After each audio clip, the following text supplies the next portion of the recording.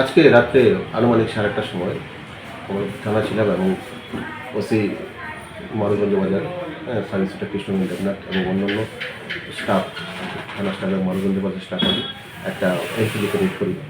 তো entry legal রেডে একজনকে আমরা আটক করি, সেটা টমটম ছিল, এবং টোটাল 290 বোতল ফরেন লিকার আটক করা হয় এবং মদ যে বিক্রেতা ওনাকে আমরা অ্যারেস্ট করি এবং অ্যাকর্ডিংলি আমরা সেই বিলাতি মদকে সিজ করি।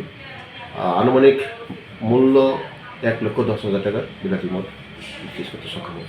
এবং তাছাড়া আজকে দুপুরবেলাও আড়ালিয়া বাজারে আমরা আরেকটা মদের এন্ট্রি লিকার করি, ওইখানে প্রায় 150 লিটার বাংলা মদ এবং 5 জনকে গ্রেপ্তার করি।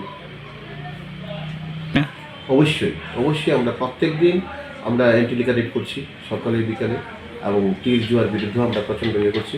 আস্তে আস্তে অনেকটা মোটামুটি রিকভারি হচ্ছে, এলাকা অনেকটা ঠিক হচ্ছে, এবং এটি আমরা প্রত্যেক দিন আমরা জোরদার করছি, আরও করা হবে। এবং আমাদের অথরিটিও আমাদের পাশে আছে এবং অথরিটিও খুব ইনস্ট্রাকশন দিচ্ছে, সে সঙ্গে কাজও করছে।